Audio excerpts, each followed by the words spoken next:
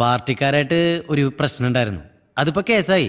ഈ കമ്മിങ് 20-ാം തീയതി അതിന്റെ ഫസ്റ്റ് ഹിയറിങ്ങിന് കോടതി വിളിച്ചിരിക്കുന്നു. അത് കഴിയുമ്പോൾ ലോക്കയാവും. അതുവരെ സാറൊന്ന് ക്ഷമിക്കണട്ടാ. ഇതൊക്കെ വല്ലതും നടക്കൂ ജോയെ?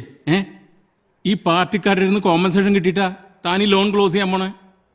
അധികമൊന്നും വേണ്ട, ഒരു 3 മാസത്തെ എക്സ്റ്റൻഷൻ സാറ് എങ്ങനെയെങ്കിലും ഒപ്പിച്ചേരണം.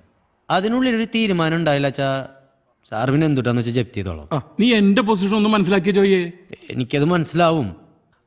തിരിച്ചടയ്ക്കാൻ പറ്റുമെന്നുള്ള കോൺഫിഡൻസ് ഉണ്ടേ സാറേ. നമ്മുടെ തൃശ്ശൂരുള്ളൊരു ഗടി കുറെ കാലം മുമ്പ് നമുക്കൊക്കെ സുഖമായിട്ട് കിടന്നുറങ്ങാൻ വേണ്ടിയിട്ട് ഒരു ഗുഡ് നൈറ്റ് കണ്ടുപിടിച്ചു. ഇപ്പൊ കോടിക്കണക്കിന് റുപ്യാണ് എൻ്റെ ആസ്തി. എൻ്റെ പുണ്യാളന കൃപത്തേസിനും അതുപോലത്തെ ഒരു ഫ്യൂച്ചർ ഉണ്ട്. നമ്മള് കുറെ സ്വപ്നം കണ്ടതാ. സാറ് വിചാരിച്ചാൽ നടക്കും. സാറിന് വിചാരിക്കേ.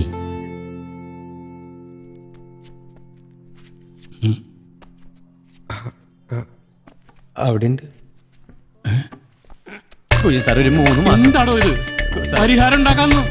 എണീക്കണം. സാർ സിബിട്ടല്ലേട്ടാ. തുമ്പി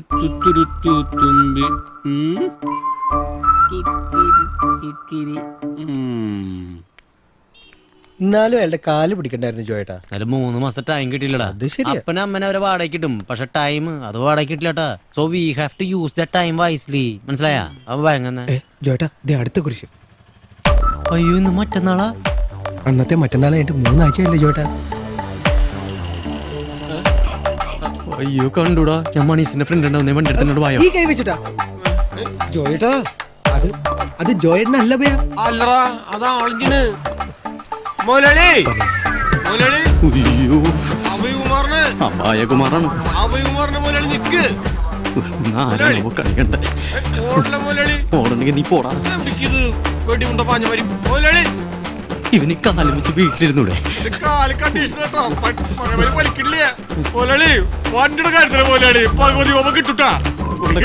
പടി വന്നാലാ മൊലളി. ഇവനെങ്ങനെ കാലം വെച്ച് ഇങ്ങനെ ഓടാൻ പറ്റണേ? ഗ്ലോബലൈസേഷന്റെയും വാണിജ്യവൽക്കരണത്തിന്റെയും ഇടയിൽ ഇവിടത്തെ രാഷ്ട്രീയ നേതൃത്വം മനുഷ്യജീവന് എന്തു വില കൊടുക്കുന്നുവെന്ന് തെളിയിക്കുന്നതിനുള്ള ഉത്തമ ഉദാഹരണമാണ് വാണിജ്യാടിസ്ഥാനത്തിൽ ഈ BT വഴുതന ഉൽപ്പാദിപ്പിക്കാനുള്ള അതീവ രഹസ്യമായിട്ടുള്ള ഈ നീക്കം. അധികാരത്തിന്റെ വേലിക്കെട്ടുകൾ തകർത്തെറിഞ്ഞ് ഈ ജനവികാരം ഭരണതലങ്ങളിലേക്ക് എത്തിക്കാൻ നമ്മെ കൊണ്ടാകുന്നതൊക്കെ നമുക്ക് ചെയ്യാം. കൂടുതൽ ചെറുപ്പക്കാർ വിഷയത്തിന്റെ ഗൗരവം മനസ്സിലാക്കിക്കൊണ്ട് ഈ സമരപന്തലിലേക്ക് ഒഴുകി വരുന്ന കാഴ്ച ഈ ജനകീയ മുന്നേറ്റത്തിന്റെ ഏറ്റവും വലിയ വിജയമാണ്. ഈ സമരത്തിൽ RIP യുവനേതാവ് സാബു പാറത്തടത്തിലും KFC youth wing general secretary Ullas മോഹനും പ്രത്യേക അഭിവാദ്യങ്ങൾ അർപ്പിക്കുന്നു. ഇന്ന് തൃശൂർ ഇവിടെ തുടങ്ങിയിട്ടുള്ള ഈ ചെറിയ കൊച്ചു സമരം നാളെ കേരളത്തിന്റെ എല്ലാ സമരം നിങ്ങളോട് ഞാൻ വളരെ താഴ്മയായി അഭ്യർത്ഥിക്കുകയാണ്. എന്റെ പ്രിയപ്പെട്ട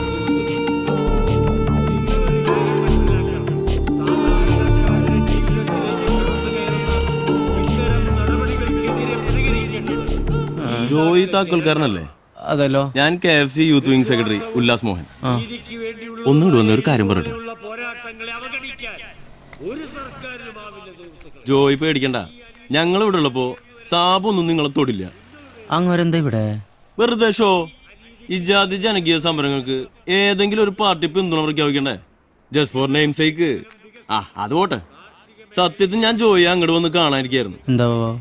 റൂളിംഗ് പാർട്ടിയായ ഞങ്ങളെ പാർട്ടിക്കെതിരെ നടത്തിയ ഹർത്താലിനെതിരെയാണല്ലോ ജോയി കേസ് കൊടുത്തിരിക്കണേ. ഒരു തരത്തിൽ നമ്മള് രണ്ടുപേരും സെയിം സൈഡാ. നാളെ തുടങ്ങാൻ പോണ ഈ കേസിൽ KFCയുടെ ഫുൾ സപ്പോർട്ടും പ്രൊട്ടക്ഷനും ജോയിക്ക് ഉണ്ടാവും. അത് ഭയങ്കര സന്തോഷായി. ഞങ്ങൾ ഈ ചെയ്യുന്ന ഹെൽപ്പിന് പകരമായിട്ട് ചെറിയൊരു സംഖ്യ ജോയി ഞങ്ങളുടെ പാർട്ടി ഫണ്ടിലേക്ക് ഡൊണേറ്റ് ചെയ്യേണ്ടി വരും. ബൈ ഇലക്ഷനാ വരണേ, അറിയാലോ. ഇത് ജയിച്ചാ പിന്നെ കോർപ്പറേഷൻ നമ്മുടെ കയ്യില. പിന്നെ നമ്മള് പറഞ്ഞത് അവിടുത്തെ റൂൾസ്. എത്ര പ്രതീക്ഷിക്കണേ? ഒരു 2 രൂപ. നിങ്ങൾക്കൊക്കെ അതൊരു തുകയാണ് എന്ന് വെച്ചാ? ഒന്നും അറിയാത്ത പോലെ 2 ലക്ഷം. ബാഗിന് പോലും താങ്ങാൻ പറ്റില്ല. നാളെ ഫാക്ടറിയിൽ ആള് വരും, അപ്പൊ കൊടുത്താ മതി.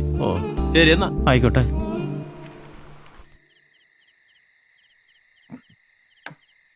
ഇതുപോലെ ഒന്ന് കൂടണമെങ്കിൽ നീ ഇനി സൗത്ത് ആഫ്രിക്കയിലേക്ക് വരേണ്ടി വരും. ഈ പോളി ഇത് എവിടെ പോയി കിടക്കുക? നീ നാളെ എയർപോർട്ടിലേക്ക് വരില്ലേടാ? ഇല്ല, നാളെ നമ്മുടെ കോടതിയിലെ കേസ്. കേസൊക്കെ നടക്കും. നീ ഇതങ്ങോട്ട് പിടിപ്പിച്ചേ. നിന്റെ പ്രശ്നം കുറച്ച് ആനപ്പിണ്ടല്ലേ, അത് ഞാൻ സോൾവ് ചെയ്ത് തരാം. എങ്ങനെയാ?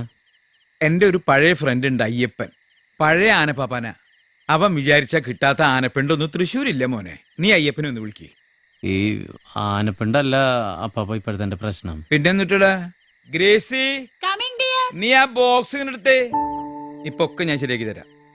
ഇത് തരാൻ കൂടിയാണ് നിന്നോട് ഇന്ന് വരാൻ പറഞ്ഞത്. ഇപ്പൊ നിനക്ക് സമാധാനായില്ലേ? പറയടാ. അതാ ഞാൻ പറഞ്ഞത്. ഇനി ഒരെണ്ണടി.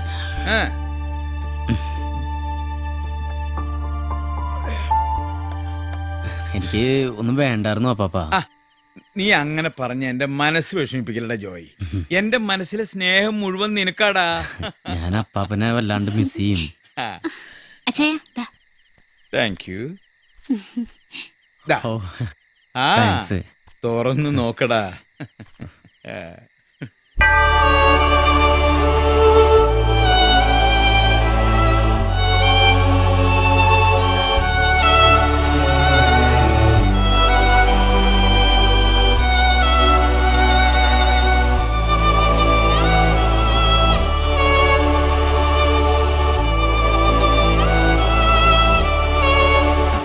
നിന്റെ അമ്മാമ്മയുടെ കൊന്തമാലയായത്.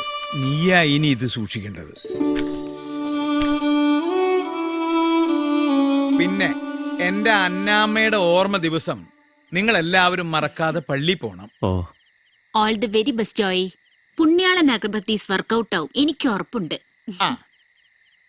മോനെ, നിന്റെ നല്ല മനസ്സുകൊണ്ടാടാ എനിക്ക് ഗ്രേസിയെ പോലൊരു മാലാഖയെ കിട്ടിയത്. ഒന്ന് പോയി ചായ. മാലാഖയല്ല, പിശാചാണ്. ഞാനൊന്ന് ഇറങ്ങട്ടെ അപ്പാപ്പ. ഇതവക്ക് ഭയങ്കര ഇഷ്ടാവും. സർപ്രൈസ് അല്ലേ? ഫ്ലൈറ്റിലൊക്കെ പിടിച്ചിരുന്ന രണ്ടാളും.